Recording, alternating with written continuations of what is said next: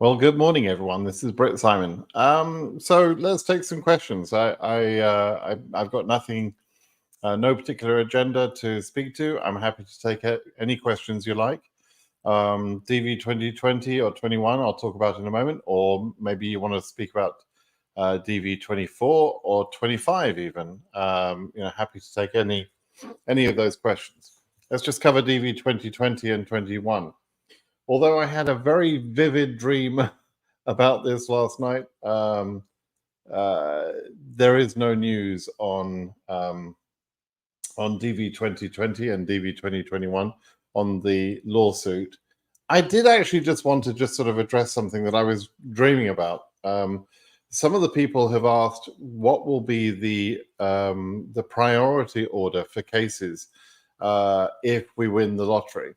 And I just want to remind people, because there's been some speculation that perhaps they'll do a draw again, perhaps they'll do this or they'll do that. But I just want to remind people there is already a priority order that's been applied to the cases in DV 2020 and 21. And it was to do with the case number and the date of processing, right? So they actually don't need to, when you think about it, and this was part of my dream last night, when you think about it, they don't need to do any new draw or anything like that. It might appear to us as observers as being a fairer way of doing things if they do a new draw or they find some other way of doing things. But I don't think the government care about fairness in terms of issuing visas. And I think what we need to pay attention to from DV 2022, DV 2023, they don't care about fairness. There was some very unfair things happening where certain embassies were not performing and were ruining the chances of the people locally. And KCC didn't do a thing about that, right? The Department of State didn't do anything to stop that. So they don't care about fairness. They don't care about should you go before this person, should that other person go first. They don't care about that. They're simply interested in issuing visas. And we saw that in DV 2022 and 23, right? So if we were to win DV 2020 appeals and DV 2021, I think they'll probably do the same thing again. I think they'll just use the methodology that is already built into the system. Okay, so I did want to just cover that and just sort of talk about that a little bit. Okay, so let's take some questions. First question, I just posted a video this morning. Now, which video did I post? I've created about 4 videos as a sort of a batch process, and they're all scheduled to be released over the next few days. One of them was the names process, the name corrections. Essentially, it doesn't matter if you wrote the name in your DV entry incorrectly. Let's say you made a spelling mistake or something like that. You can correct that in the DS260. There are some concerns about fraud, which is perhaps, did you do that in order to somehow try and get away with multiple entries? But as long as that isn't the problem, as long as you don't have multiple entries with different combinations of names, which they will find, as long as you don't have that, then it should be okay. You can correct that in the DS260 if you get selected. Badgie says, I have a question. Is it possible that some lowercase numbers in Africa will never get the 2NL? Yes, that's possible. So the KCC takes the view that wherever you live is based on where you live, you'll be selected to go to a certain embassy. And if that embassy is closed or does very little work during the year, KCC or the Department of State have proven now, several years running, that they won't do anything about that. That's been a part of the lawsuits. And essentially the government said, we're not in charge of telling the embassies how they should organize their business. they are entitled to organize their business. So KCC are in charge of scheduling cases, and they organize an order for those cases, which is based on the cases that get processed, DS-260s that get processed, and as those cases become current, right? So in a sense, low case numbers have an advantage because they can become current before higher case numbers, right? But the speed of processing the DS-260 is also important, right? When you submitted it and how quickly it was processed. Some cases are not processed as fast as other cases, right? So there is some variability in that process. But when you become current, according to your case number, and your DS-260 is processed, then and only then can you be added to a queue of people in what is called AV status. Okay, so that AV status queue is critical and based on the case number and your DS-260 processing. So that's the first piece I want you to understand. So that's how KCC order the cases. And for some embassies, they will be maintaining a list of people in order, and that order won't change. Okay. I created a video where I explained that order can't change because it's like adding beads to a string. You can't change the position of the bead once it's on the string. Okay, that's exactly how my video explained it and showed it, right? Okay, so then the embassy is in charge of setting their own capacity, and KCC or Department of State won't tell them to increase their capacity. So there is an order of the cases that KCC maintain, but the embassy says, okay, we'll take 20 cases. There might be 1,000 people in the order that KCC are maintaining, but the embassy doesn't care. And so the embassy can easily destroy the chances of people who are waiting for that embassy to take their case. And once you're in that queue of AV status, KCC won't unlock your case, they won't allow you to make any changes, and they won't move your embassy. So yes, it is possible that a low case number can miss their opportunity, mostly because of the embassies. You could also lose your opportunity by misunderstanding the rules and not submitting a DS-260 and that sort of thing. That could also happen, okay? Okay, Ethiopia, 3K, 2NL not sent. Yeah, this is exactly the example I just explained. If the embassy is going slow with their interviews, then it will affect people, even at very low case numbers. So there you go, that's the explanation.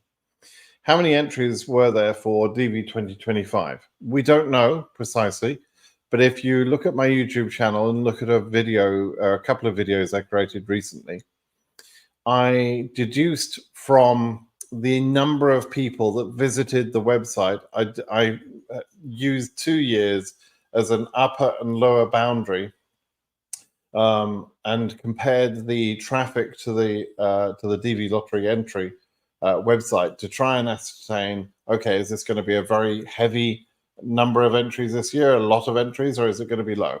And my estimate is that there should be around about 15 million entries, give or take a couple of million.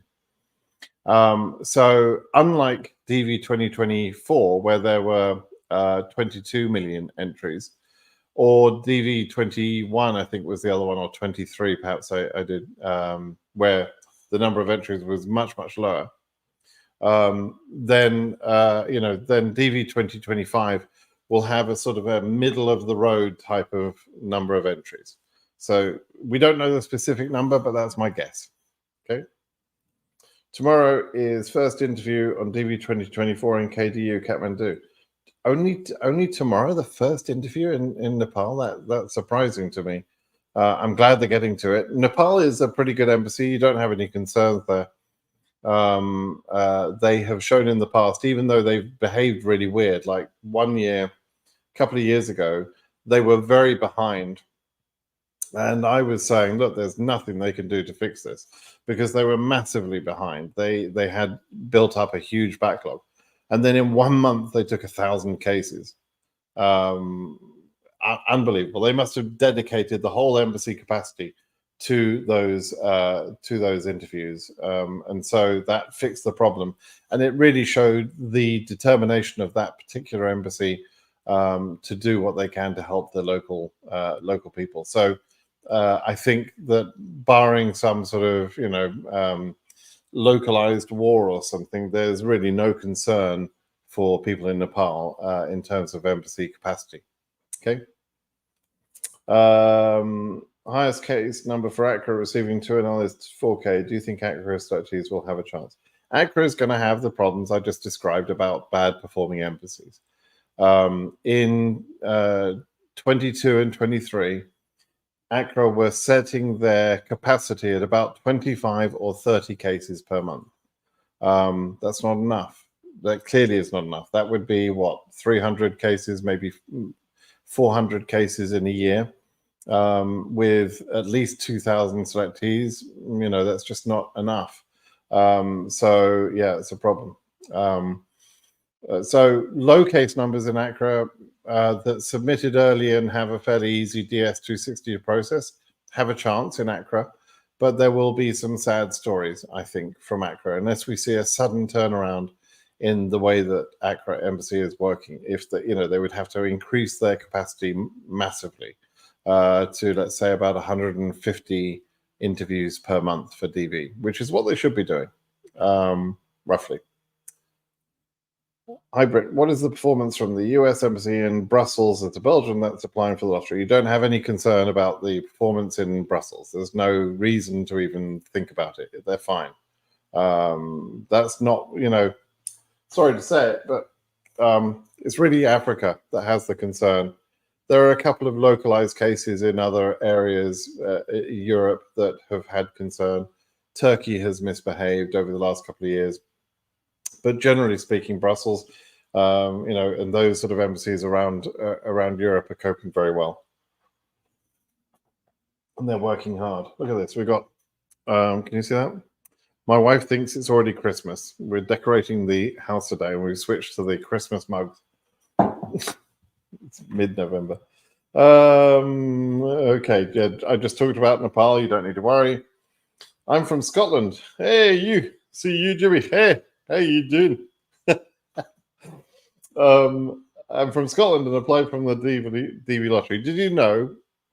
Here's a bit of trivia. Guess who else is Scottish? Yours truly. Born in Edinburgh to a Scottish father and an English mother.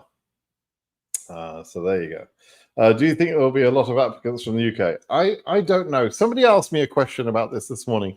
The question that was asked was related to this. It's like, with the UK being included, does that reduce the chance for everybody else in Europe or everyone else in the lottery? Well, looking at Europe, when the quotas are decided, whether a country is included or not affects the quotas for that region. So actually, although there are more people that can enter the lottery in DV 2025, because UK is now included, the quota for Europe has also gone up a little bit, just a few hundred, but enough to account for Europe. For UK. So that's kind of interesting. And of course, that quota takes away from other regions, so it's it's give and take. Now, are there going to be many people? I don't think there will be that many.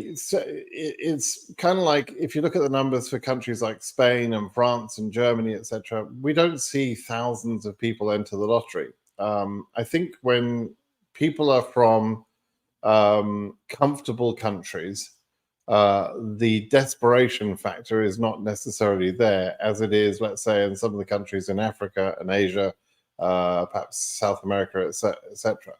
If you're from a wealthy, comfortable country, such as the UK, such as France or Germany or Italy or whatever, then your motivations to enter the lottery and get the hell out of your country are not the same as if you are from a poor African country, let's say. I'm just picking on that, right?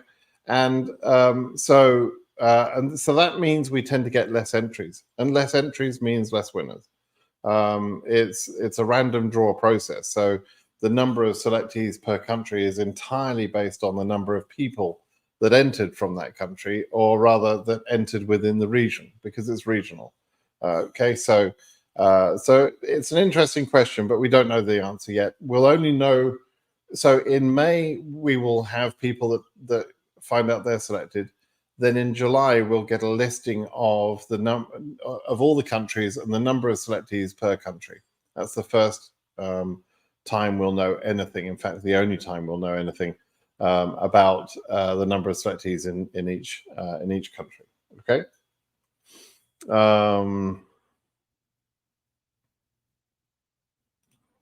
How many winner will be selected in 2024? There are 55,000 visas to give away. There are 142,000 people selected. It's kind of, you see a problem with that, right? There are way too many people selected, not enough visas to give away. And there is no change. It doesn't matter what President Biden wants to do about increasing it to 80,000, doesn't matter. There is no change in the law that's going to affect DV 2024 or 25.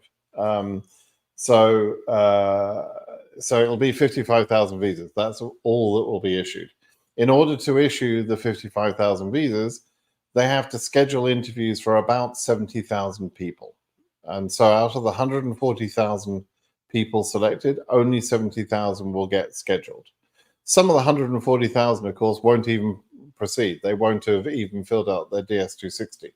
So it's not a complete sort of 50-50 chance, but there is going to be a lot of people that won't get their chance at all. Well over 50,000 people will want an interview and will never get one. That's how that will work. Okay.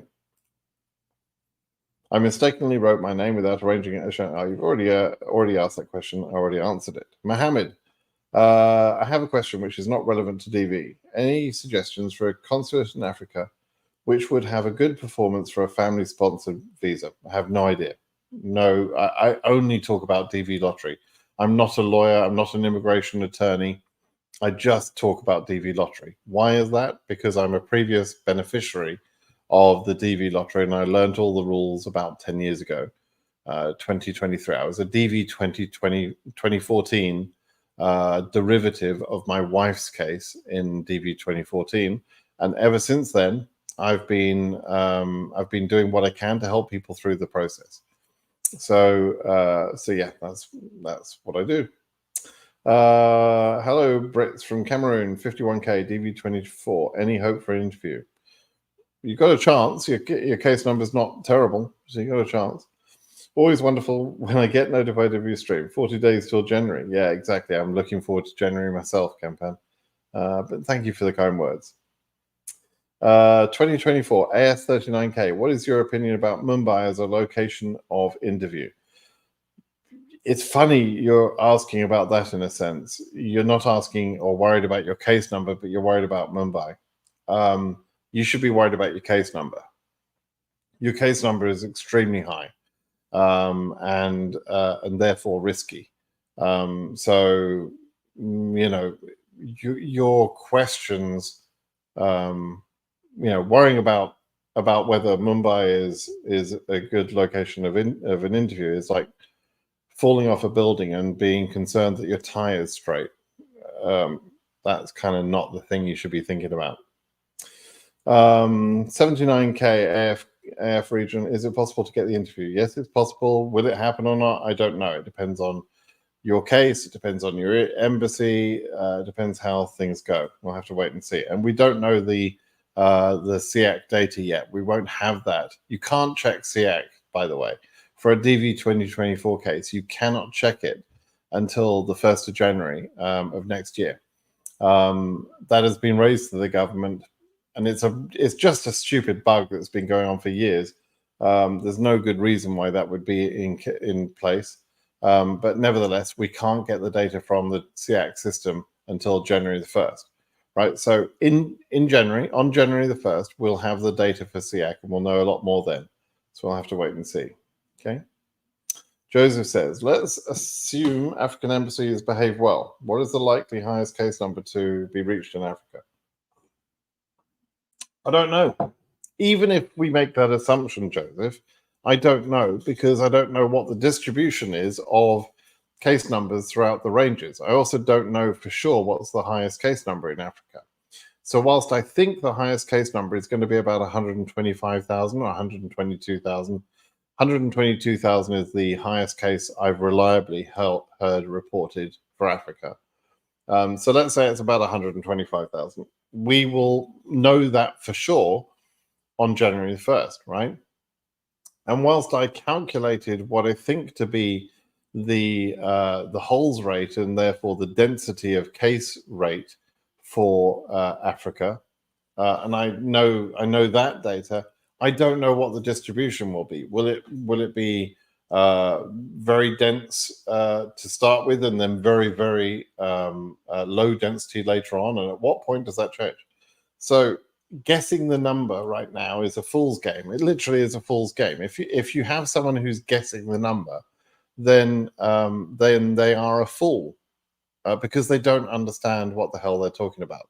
So if you want to listen to fools, I'm sure there's some good YouTube channels that are giving all sorts of bullshit information and guessing numbers and telling you they know what what the numbers will be, But all of them, I promise you, don't know what the hell they're talking about if they say that, right? It would be a fool's guess.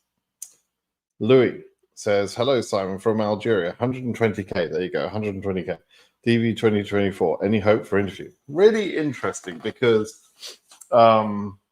firstly, you're confirming that number range that I just said about. Secondly, you're from Algeria. Now, let me look this up. Visa bulletin. The reason I'm sort of interested in this is because because Algeria in DV 2023 and 22, but particularly 23, was a really high performing embassy. They did an amazing job. They crammed every single last case they could get in there until they hit the max, right? So let's just let's check a couple of things. So what we need to know is how many selectees for Algeria there are for a start. Now, Algeria is going to do more cases. They'll do more interviews than just Algerians. That's for sure, right? Because there are other people who will be in the area and they'll interview there. But generally speaking, many Algerians are going to be at Algeria embassy. Okay, so if we look at Algeria, 5,142 selectees. The maximum that Algeria could possibly issue is 3,850, right, to Algerians. So is it likely that 1,400 people almost, or 1,300 people, will simply not proceed, and therefore all of the other cases are okay? I think that sounds a bit extreme. I think there will be a cutoff, in other words. And so we don't know for sure. We don't know where that cutoff will be because we don't actually know the highest case number. But there'll probably be a cutoff that will mean that the very highest case numbers in Algeria won't get a chance. Now, is that at 120,000? I don't know. I don't know because I don't know the highest case numbers, right? So I don't know whether you're literally in the last few cases, the last few thousand, or whether actually case numbers go up to 140,000 and, maybe yours isn't too bad, right? I don't know. So it's an interesting question, but I can't answer it precisely because we don't have the data. All right. Ravin, what are your thoughts on Nepal not moving as swiftly as other regions, countries? I think that's a totally silly thing to be worried about. It's just a lack of patience on your part, frankly, Ravin. If you're a Nepalese applicant, you have an amazingly good embassy. You have very high chances of approval. You're not asked for difficult things to produce. You just have nothing to worry about, right? So, other people have got real things to worry about. Nepalese people do not. So don't worry, is my honest question. Nice information, sir. Keep it up. Okay, Ken, just because you told me to, I will keep it up. Ozidan Juna says, what do you think will be current as 2022 or not? What do you think will be current as 2022 or not? I've said multiple times, that with the exception of Africa, which might go current because of the bad performance of embassies, with the exception of Africa, there is no other region that should go current, right? In 24. There's too many selectees. There are 140,000 selectees for 55,000 visas. What the hell are you thinking that would make those regions go current? Really, we've got to pay attention to what is obvious. There are obviously too many selectees. So high case numbers are at risk, right? And as I say, the possibility that I've had to allow for in my mind, and I've mentioned it, and I just mentioned it again, is that Africa could go current purely because of the bad performance of certain embassies. If enough embassies perform badly that take out, let's say, about 15,000 people from the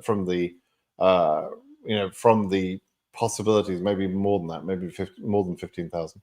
But that needs like 3 or 4 really big embassies, or 5 or 6 sort of average sized embassies to just not work.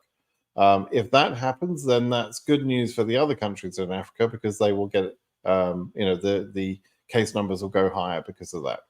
That's the only way it'll get close. But for the other regions, no.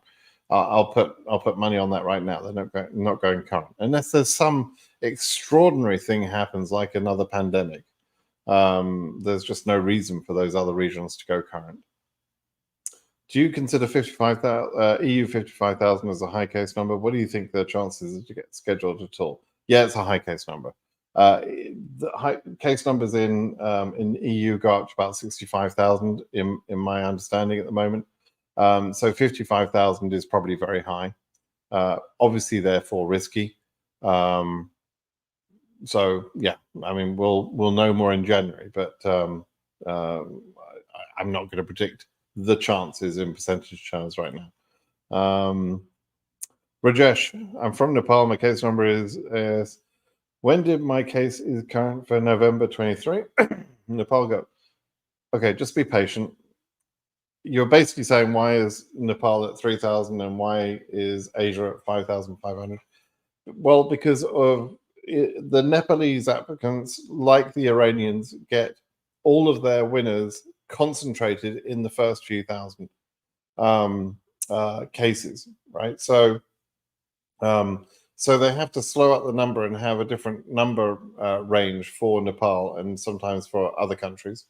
But for Nepal, because there's one embassy that handles all of the Nepalese cases, and whereas the case numbers in Nepal probably are all lower than 20,000, the rest of Asia goes to 50,000 something.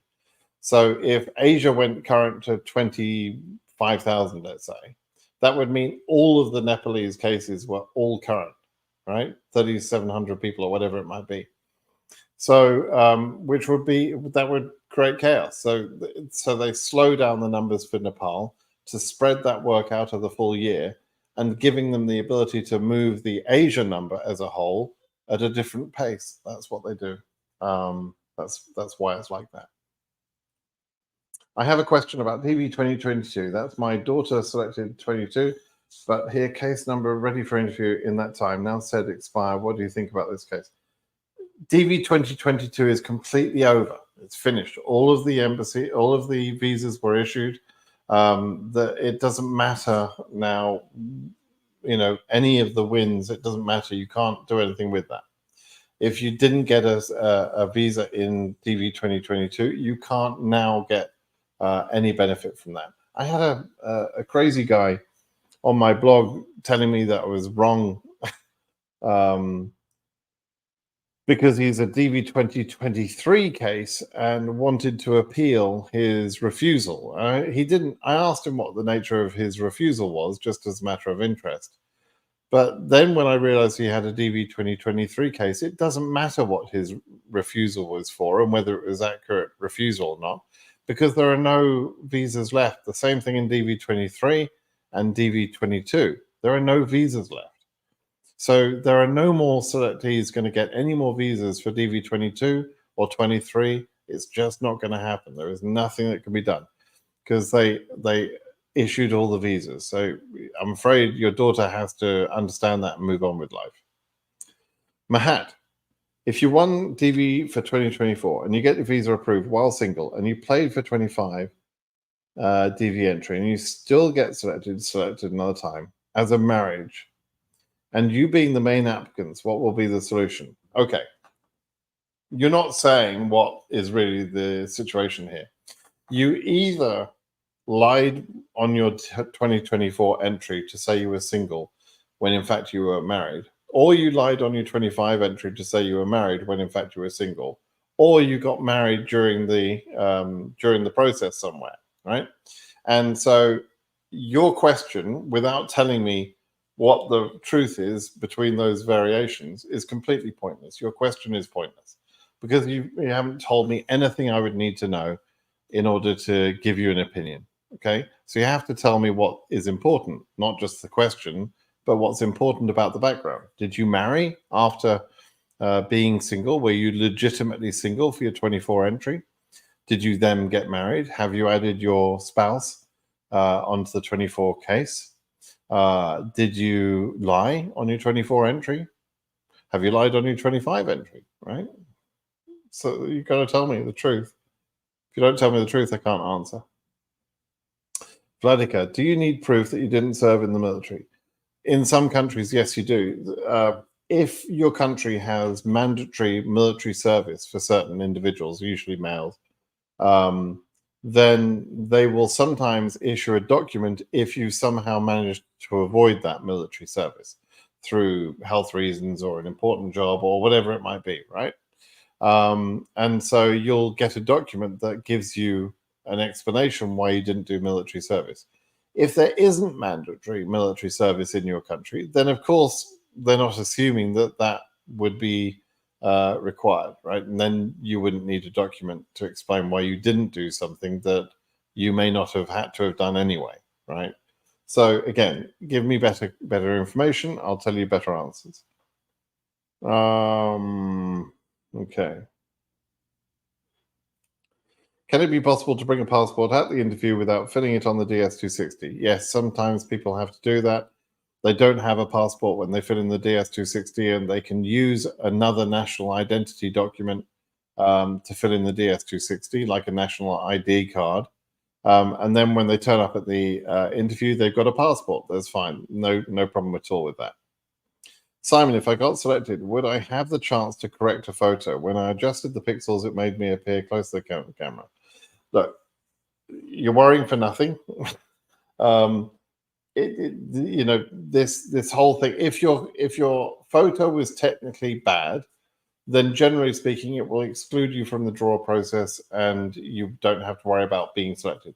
If you get selected, then your photo is technically fine, and you don't have to correct that photo. You'll be producing another photo during the interview anyway. So don't worry about it, right?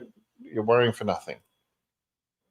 Melania Trump again. I think you've been on before, Melania, right? Hi, Simon. Case number is AF100K from South Sudan. All of the US visas have been processed in Nairobi or any other nearby country. So I know my case number is high, but I'd like to change my center to Egypt. Okay. It's a good question to ask because people are going to be wondering about changing embassies, right? KCC have determined, the Department of State have determined that all cases will be interviewed where they live, right?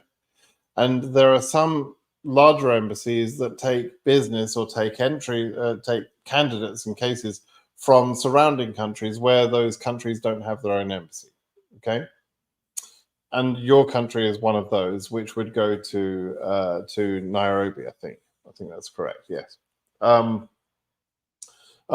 If you want to change to Cairo embassy, you can't just email KCC and say, hey, I've heard Nairobi is crap. I want to be moved to the Cairo embassy, which, by the way, has been bad at times in the past too. But you can't just tell them that you want to be interviewed there for no good reason, right? You've got to be you have to be living in Egypt in order to be scheduled in Cairo, right? You at least, if you're not living there, you need some other plausible reason. You're going to school there, you're in education, or you've got family there and you're living with your family temporarily, or you're planning to be there, or you're going to be there for work from March to December of next year, you need some reason like that. Okay, otherwise KCC are just going to deny your request to move your case to Cairo. So the best way actually is not to ask them to move your embassy at all. The best way to do this is to move to Cairo, move to Egypt, if you can, and then have them unlock your form, change your address. Don't even mention changing the embassy at that time, because they will then select your embassy based on your address. But if you want, you can follow up after you've done that, a week or two after you've changed your address. You can follow up with an email to say, hey, by the way, can you make sure you pick Cairo for me? But if you ask to change an embassy without a justification, you will get denied, and KCC will make a note on your case that you're trying to change your embassy. And from that point forward, you're going to have a difficult time trying to change their minds. Okay. My game. Hi, Simon. Do they check grades you got in your high school results? I'm from Africa, Kenya. Some YouTubers are saying minimum grade they pick is D. Kindly clarify if they check the grades in your interviews. Yes, they check your grades in the interviews. You can attend school for 12 years and come out of school with absolutely no qualification. You can fail every exam, right? And so you might say, well, hang on, I've read the rules and it says the education says you've got to have a 12-year education. Yes, but it also says you've got to be equivalent to a high school graduate. A high school graduate in the USA is a kid that attended school for all those years, but passed their results at the end and is therefore eligible to enter university with no further education or no GED or anything like that. So you have to be at the point where you have proven that you've been successful in your formal course of education for 11 or 12 years, typically in most countries, where you've done primary and secondary education, and you could now enter a university. And so if you fail all your exams, or significant exams at the end, then you would not be able to enter a university, and therefore you don't qualify on your education. So in this case, those YouTubers are probably correct, although I don't know the specifics about Kenya's education system. And so I won't comment on the grade, particularly the D grade. But do they check grades? Yeah, absolutely. They check grades. They have a standard that they want you to have met, which is set differently per country. Okay. If I used a photo 604 by 600 and DV25, will this disqualify me? Probably not. You'd probably be okay. Hello, Britt. I emailed KCC to inquire if our DS260 has been processed, and they replied saying, we are current and our case is ready to be scheduled. Okay. That means you're in the AV queue. We are AF20K from Cameroon. What do you think? Right. So what's happened is when they give, there's a specific reply that they give. There are various replies that KCC has. They're always standard. And there is one that says you are current for interview processing, right? Current for interview scheduling, one or the other. But it says, it says that wording. And the important one about that is that you've been added to the AV queue, the queue of people in AV status, right? And so your place is held in line. Nobody else can come in front of you. Nobody else from after you can come in front of you. Your place is held. Now it depends on the capacity at Cameroon Embassy. How many embassy slots, how many interview slots are they going to give? That is your the thing you should be concerned about. That's your main thing now. It's like, how many embassy slots or how many interviews is that embassy going to give? You can't change your embassy now. You're stuck in the queue for Cameroon Embassy. Okay. But at least your DS260 is processed and you're current. Okay. I'm a Ghanaian immigrant in Spain.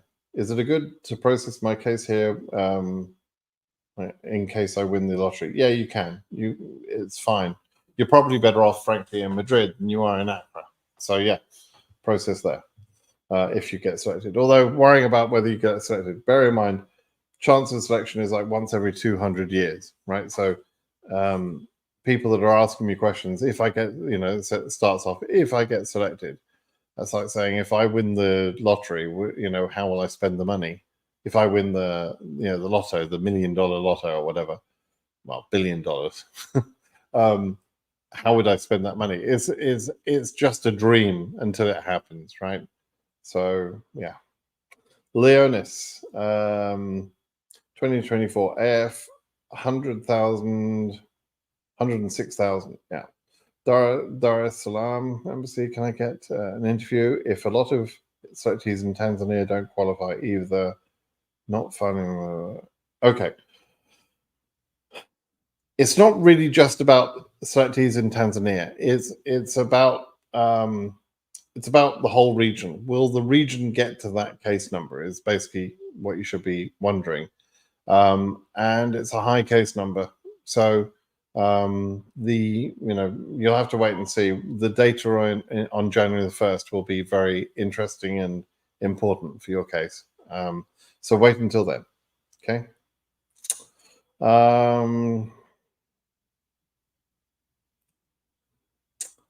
What you want to? Oh, okay, yeah. Tech pirate. Oh, there's some conversation going on between you guys. Okay. Nairobi doing great. Sent 2NL 17K. I don't think Nairobi's doing great. That's a nice dream, but I don't think that's true. And just because they sent somebody at 17K doesn't mean they've sent all of the interviews below 17K, right? So yeah, we'll have to wait and see. I mean, it's a good sign. Maybe they're doing better. I really hope they are, but it seems like a bit of a dream at the moment, right? I don't know about Yoendi. We'll have to wait and see. DS260 number, the same as DS260 confirmation number. Yes, Aman, that's exactly what it means. The confirmation number that appears at the end of the process, and you submit, you get a confirmation number on that page. You can navigate back to see that confirmation number just by going through opening your DS260 and going through it. Even though it says completed, you can open and review your DS260. You don't have to unlock for that. And so then, yes, you'll see your confirmation number, which is the number you're talking about. Okay, Emmanuel says, let me see if we can go a bit faster on these now. Please, I'm from Ghana. My case is around 28K and above. I want to know the chances in the African region have been raised. Don't know. Don't know. You have to wait and see. 28K is a good number, but how's Africa going to perform? Not Africa, ACRA going to perform. ACRA Embassy. Are they going to perform better? We'll have to wait and see. We're number Africa 39. Do we have a chance for interview? I think you probably mean 39XXX, 39,000. It's helpful if you can tell me that, because if you're Africa number 39, that's a really, really good number in the first 39 cases, right? But 39K is pretty good. You may have a chance. Again, it's dependent on which embassy. And the next thing you said is from Kenya. Okay. Well, you have to wait and see how the Kenyan US embassy performs. Wow, a lot of questions about performance. Georgetown, Guyana, they've been okay. Last couple of years they've been okay. They created a really sad, bad situation a couple of years ago, but since then they've been performing reasonably well. So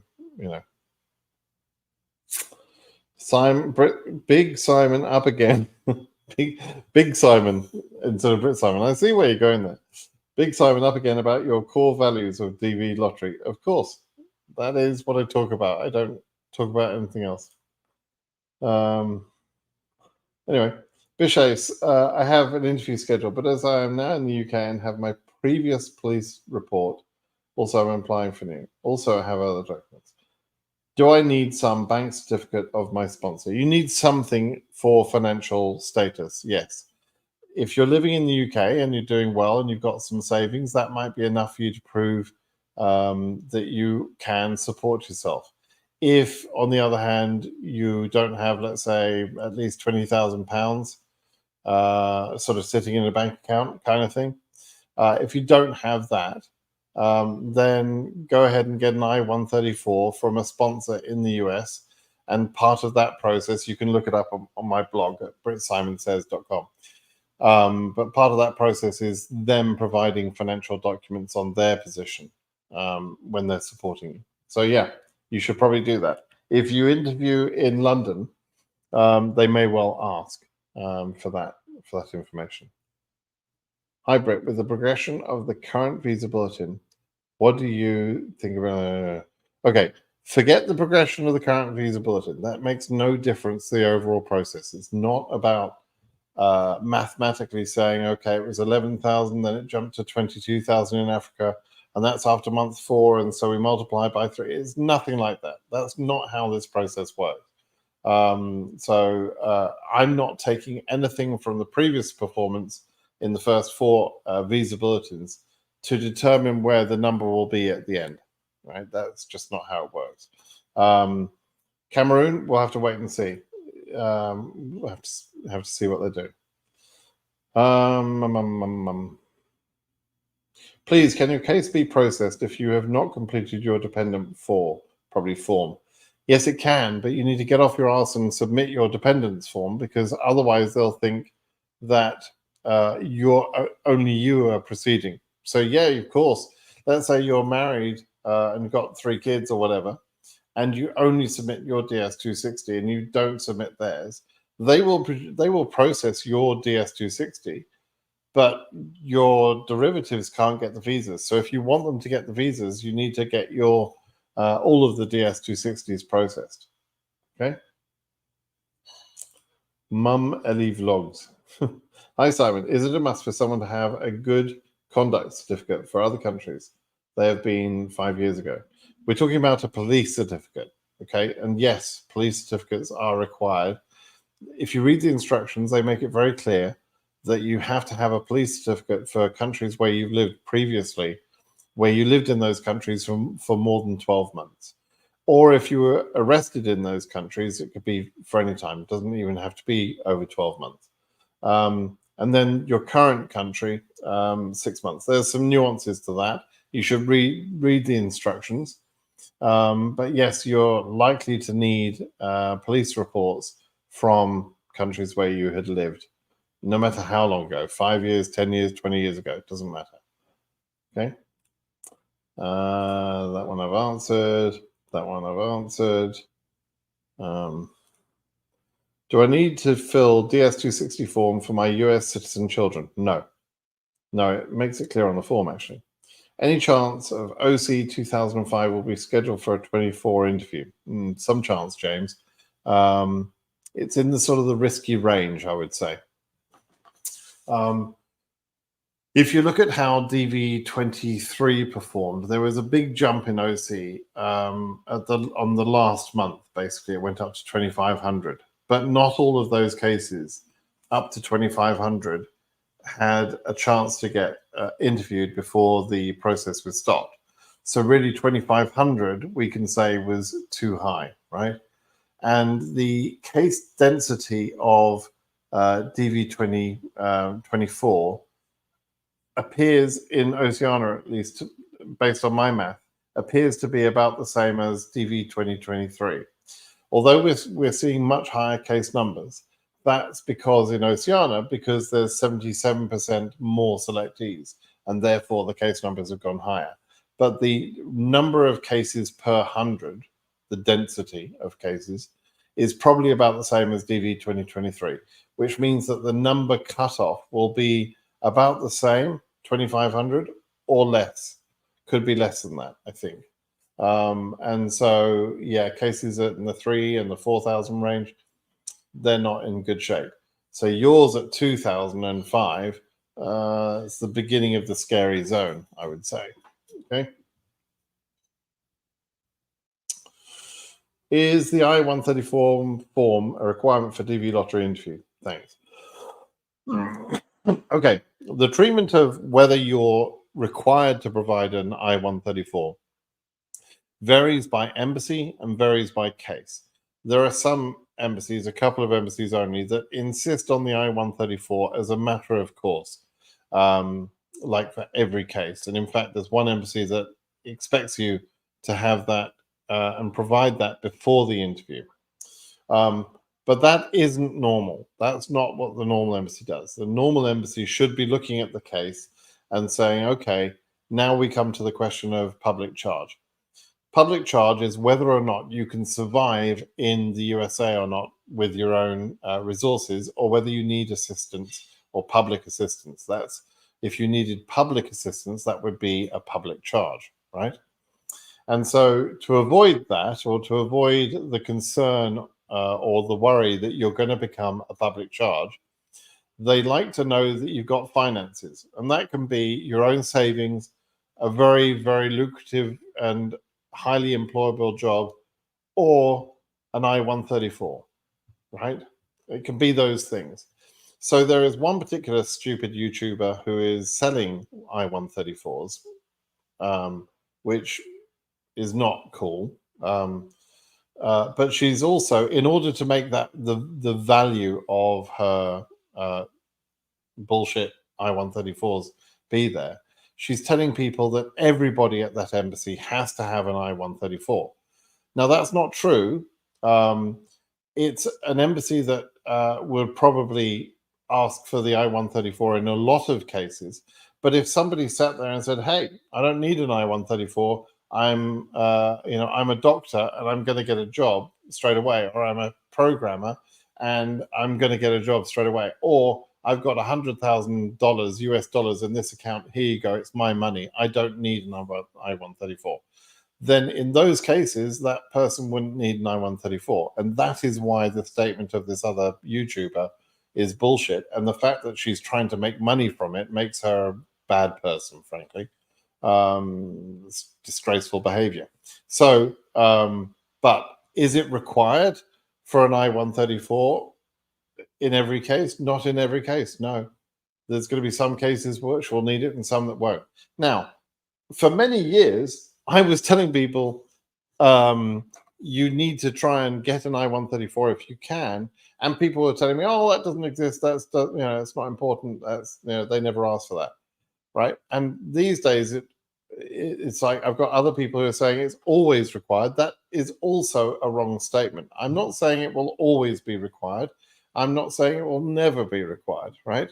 I'm saying something in the middle. It might be required depending on your situation, depending on your case, depending on the consular officer, and depending on the embassy's rules or their processes. There are some embassies that rarely ask for it. Sydney, for example, rarely, if ever, asks for an I-134 because people are assumed to have had finances from that country, their own finances, etc. But there are other embassies where it will be commonly asked for, and there's like literally one or two embassies where it will more or less always be asked for. But even if it's asked for, you can show another way of meeting public charge. You don't have to show an I-134. There could be other ways you can do it: your own savings or employment prospects. Okay, but if you don't have lots of savings and if you don't have an amazing career prospects, then having an I-134 is a good idea, right? Just don't have a bullshit one that you paid some woman on the internet for. Okay, because you only have to read the 9FAM, the guidance rules for consular officers, and it talks about the credibility of the I-134.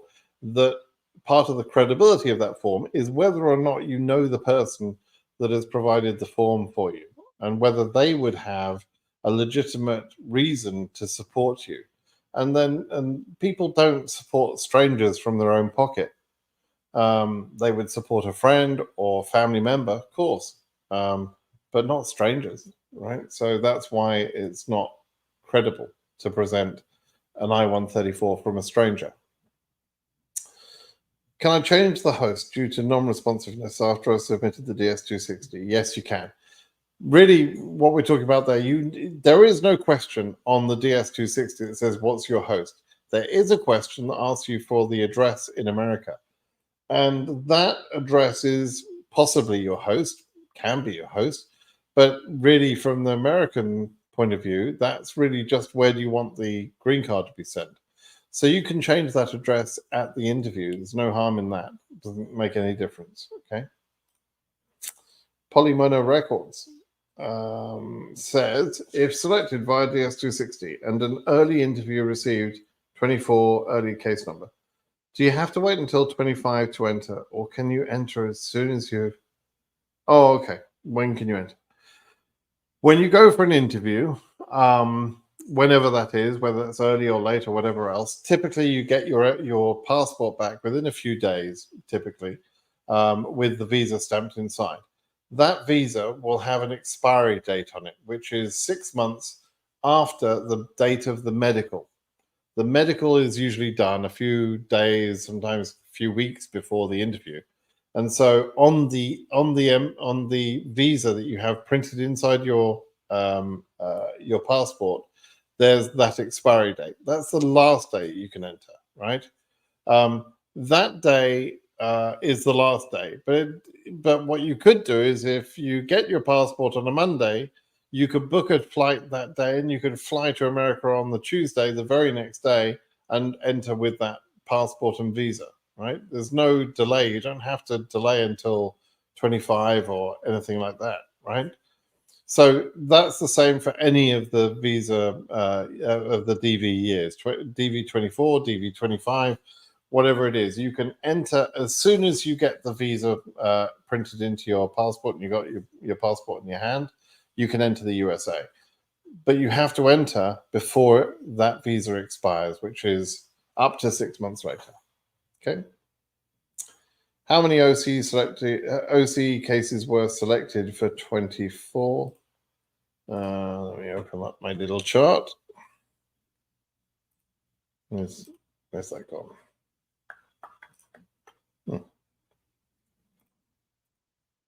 Doesn't want to behave. Where's it gone? Oh, okay. Oh, having some computer problems. My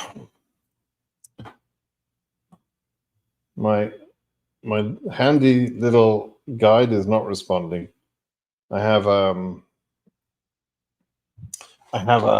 spreadsheet where I got all those numbers. I can't remember off the top of my head how many there are. I've discussed it and I've shown it in other videos. So, but you can also go to and count them up from the visa bulletin of September, which shows Oceania because it's small.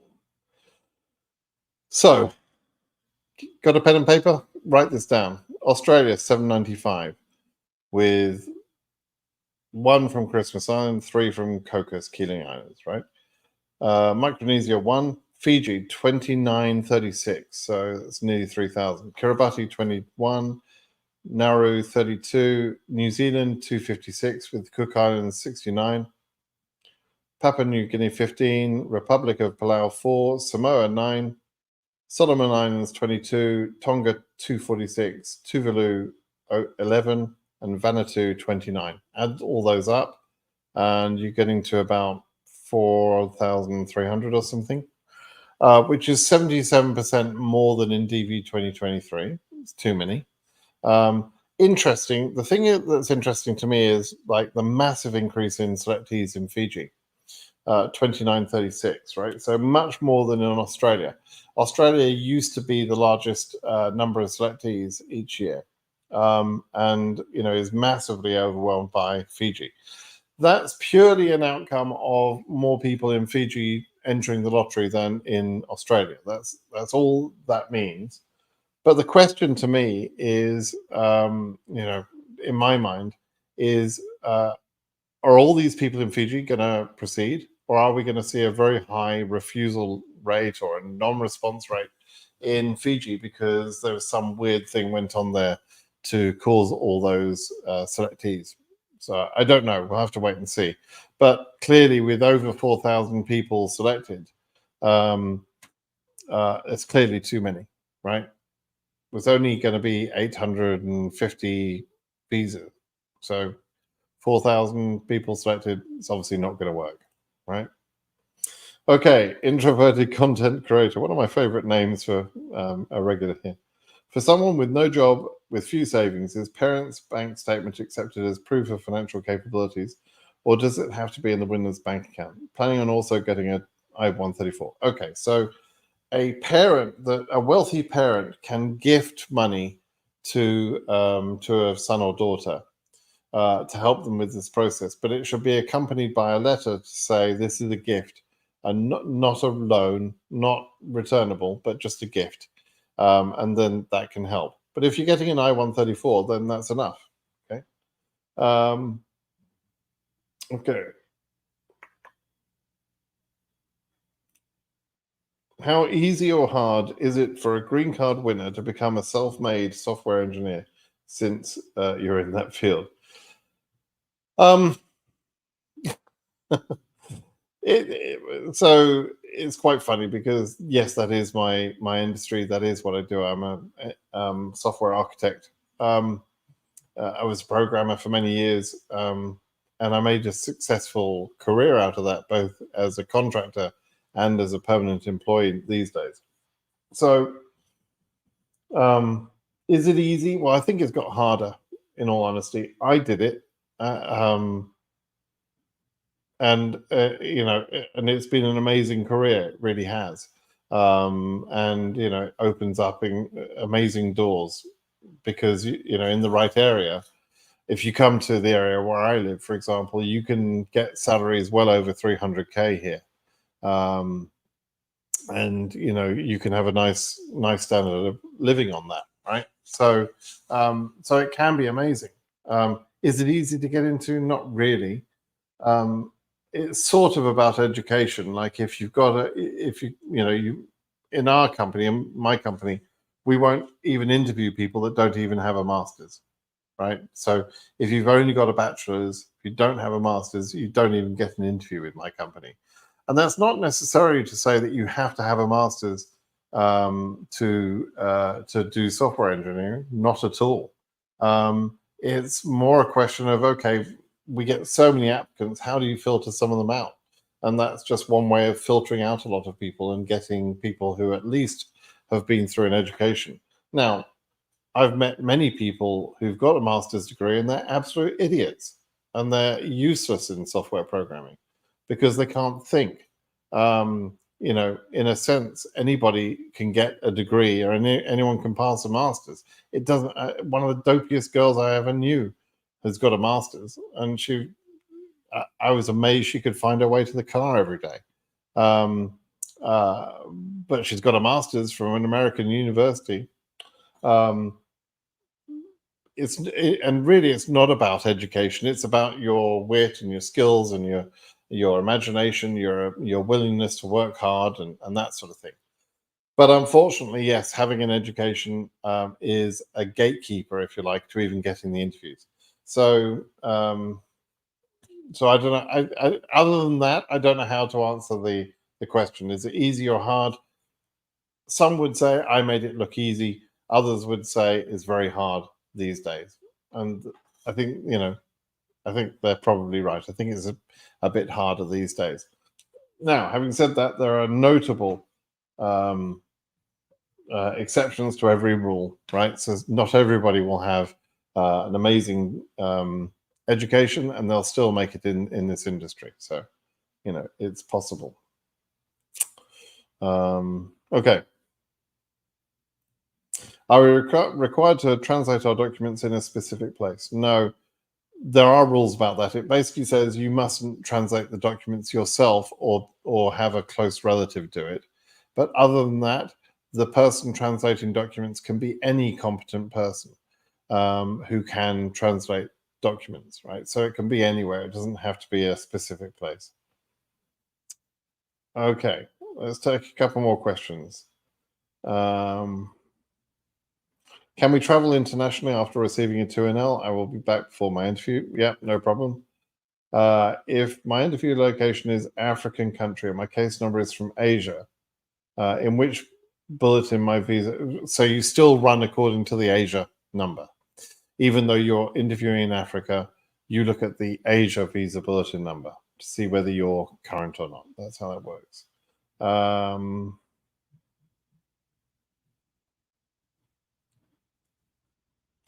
For DV 2025, do you get a case number when or if you're selected? Yes. So in May, for DV 2025, in May, you'll go into a website and you'll see the words, most people will see the words has not been selected, right? Your name has not been selected. Other people will see a letter saying, congratulations, you've been selected for further processing, something like that. And in that letter, it gives you your case number, which would be your 2025, a 2-letter code for your region, AF, AS, EU, something like that. And then a number, which will have 3 or 4 zeros followed by some numbers. And so that's your case number. Okay, it's not the same as your confirmation number. The confirmation number is what you got when you entered the lottery. And both of those numbers, by the way, are important to keep, if you are a selectee. So keep them both, all right? But yeah, that's how you get it.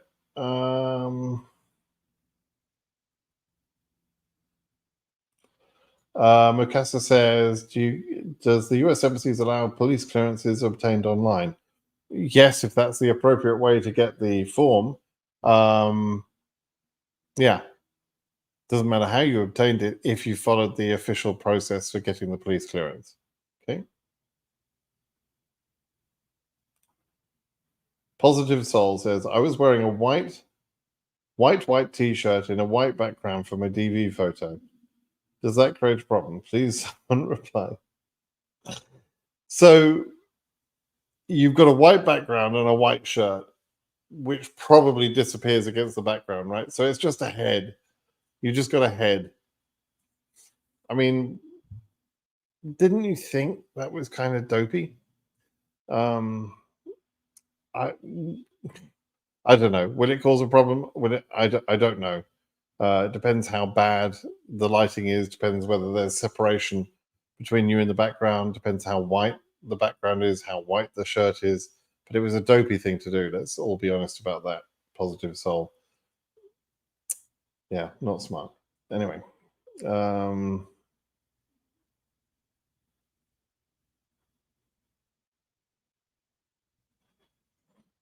Okay, a couple more questions. What makes some embassies tougher than others? I'm curious. Yeah, it's an interesting question. So some embassies make their own rules. Well, all embassies make their own rules, but they make their own rules, and you can have sort of similar embassies in the same region with entirely different outcomes on a regular basis. Right now, at the moment, bad embassies and good embassies is about which embassy is interviewing you.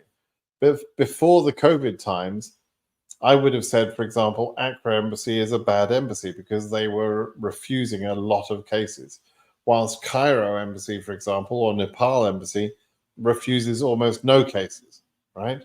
And so, but things have changed a little bit. It's now a question of, are they interviewing you? Okay, then they're good, right? Are they interviewing enough people to keep up with the backlog? Then they're good. And ACRA, funnily enough, doesn't refuse as many of the cases these days because they're seeing less cases, I presume. I don't know why that is, but it seems that they have improved. Algeria has become notable as an embassy where it's really, really difficult to get refused. And so, yeah, there is a difference in the treatment of one embassy to another embassy. Why that is it justifiable? I don't know. It just happens. It's human nature. It's about the consular officers there and how much bullshit they have to put up with on a day-to-day basis. If you were in DV 2017, in 2018 or whatever, and you're going for an interview in ACRA embassy, then there was a high chance you were going to get refused because those consular officers were seeing fraudulent documents all day long. and were just sick and tired of it, and therefore refusing cases left, right, and center because they're just assuming that people are always giving them fraudulent documents and lies. And it's unfortunate, but that's the way it was. Now it's changed now, as I say, in ACRA. But there are some embassies where I'm sure the consular officers are tougher than they should be because they're fed up of the bullshit, the lies, the fraudulent documents, and that sort of thing. There's other embassies where you can get away with, a lot more. So there you go. Okay, one more quick. Let me see if I can find one more good question here.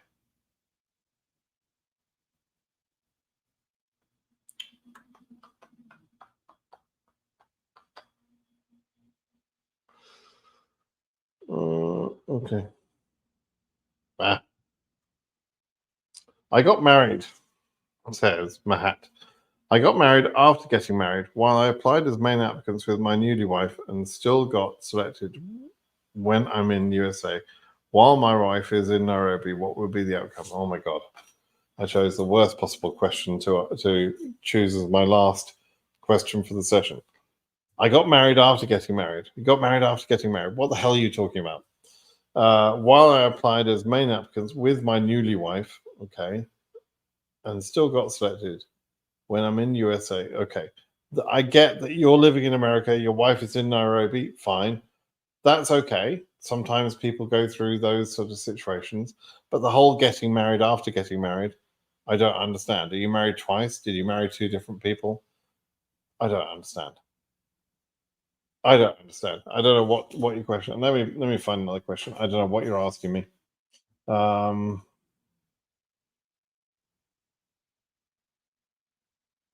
Okay, this is a better question on a similar sort of vein. What happens after you are selected and you indicated legally married, but one doesn't have the papers? However, you have lived together with your spouse for 5 years. Will you be disqualified?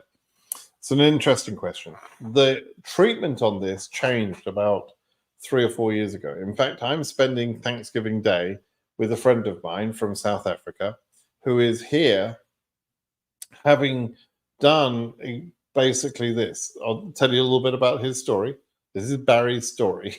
He's a real person. I'm having Thanksgiving Day with him. So Barry and his wife were not legally married, but they were together. They were more than engaged. They were sort of, they were, I think in his mind, they were sort of like common law partners, right? But which is similar to traditional marriages in some countries.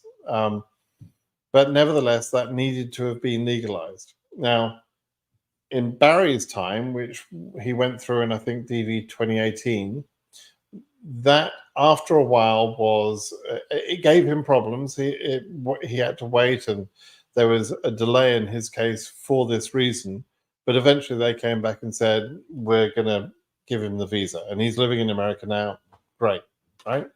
But since then, they updated the rules or the notes, the guidance for consular officers, and it's now much more likely to get denied in that scenario. Okay, so basically, what I say to people with traditional marriage and that sort of thing, be very careful on saying you're married if you're not legally married. Obviously, if you did that and you're about to be selected or you get selected, then for goodness sake, get legally married. If you plan to continue through the process, get legally married straight away and hope that the consular officer forgives the mistake based on the traditional marriage. But the chances of refusal now have increased since a few years ago. And so whilst I've got the happy story to tell you about Barry, that's not going to be the normal story these days, right? Most people, I think, more than 50% of the people in that scenario would be refused. So the guidance is pretty clear on that. So and I've known cases that have been refused based on that. I've also known some cases recently that have been approved with that situation. So it's not a 100% certainty that you will be refused. It's just a higher risk. Okay. All right. That was my last question. I hope this session has been useful for you. Please do subscribe to my channel. Please give me a thumbs up on this video if you liked it. Watch out this week. I've already scheduled 4 videos to come out this week over the next few days. I think one every other day is going to come out. So watch out for those. And I'm going to try and do a bunch of shorter videos. All of those videos this week, by the way, are like 3, 4, 5-minute videos. They're short videos on various topics. Like what if you left a spouse or a derivative child off of your DV entry? How do you correct a name mistake? How about other mistakes? How do you add a derivative like getting married or having a newborn child? All those are already scheduled to be released this week.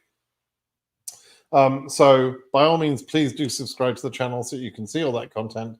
Turn on the notification bell, and you'll be rewarded with more of this interesting information from me. All right. Thanks, everybody, for listening in this morning. Thanks, Ed. Bye-bye.